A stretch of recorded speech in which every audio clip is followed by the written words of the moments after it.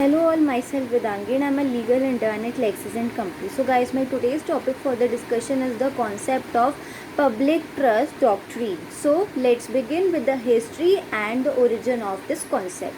So public trust doctrine was propounded by the Roman Empire 1500 years ago, and Roman King Justinian, he stated that a section that the air, the water and the sea are all common to the public and is entitled to be used by anyone due to the law of the nature.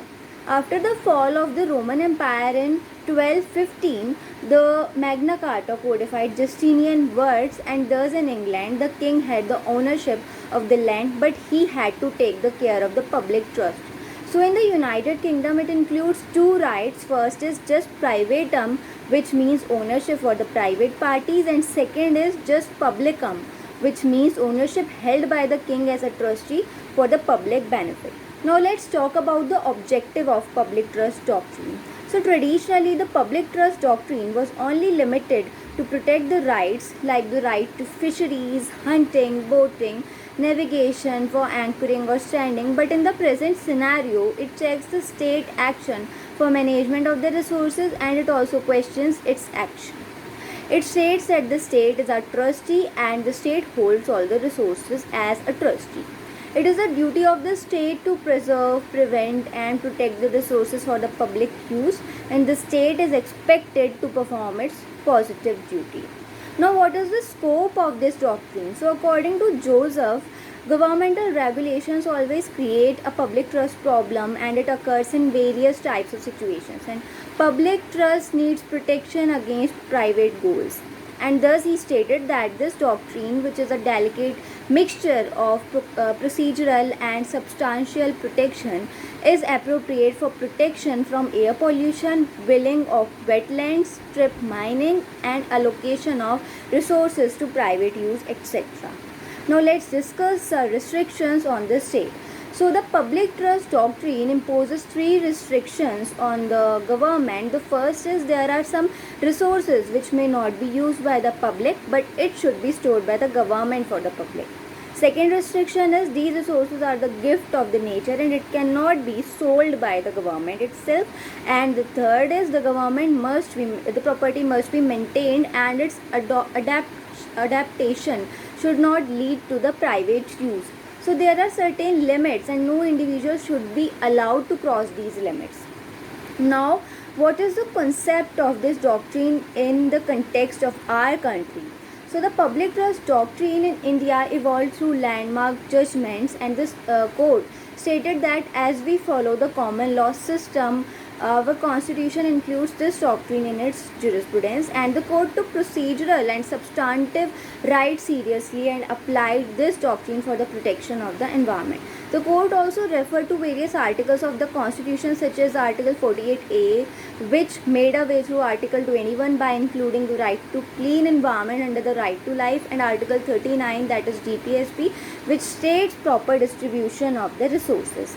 As India does not have specific environmental rights, so the Supreme Court went further and emphasized on this doctrine, and there are many such instances like when the Supreme Court declared unauthorized mining causing damage to the environment of that area is illegal, and it is violative of Article 21 of the Constitution, and the court also stated that healthy environment is necessary for protecting and safeguarding the rights of the people. Also, in another case, the High Court of Kerala held that government cannot violate the Article 21 of the Constitution when a government action caused harm to a freshwater source. And in the Bhopal disaster case, the court linked the right to life and clean environment, and this doctrine in India restricts the government and the private property rights in India. And after reading the judgments and the various interpretations, it is still not clear how the court invoked this doctrine. So it is not clear whether public trust doctrine was a part of Indian jurisprudence or it is included as of now. So the court only stated that it is included in the United States through various judgments, and the British law also includes this doctrine. And we also follow the common law as a reason India should also include it. But however, what court felt was necessary to protect the rights of the citizens and make the state responsible for the protection under this doctrine.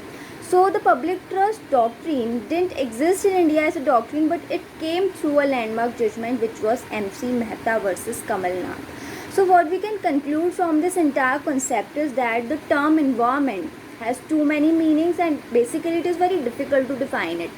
Even the environmentalists who work in this direction are not able to define it, and for many centuries we have changed the environment according to us, and it is proved that it is malleable. But there is a limit, and we have seen the changes in the environment like pollution, change in vegetation and food chain, climate change, etc. And not surprisingly, the Apex Court of India took a dynamic step to invoke the public trust doctrine, and it was a necessary legal approach towards protecting the legal resources and the environment. So this doctrine shows consistency with the current environmental problems, and this doctrine enforces a legal right for the general public and a positive obligation for the state to perform its duty.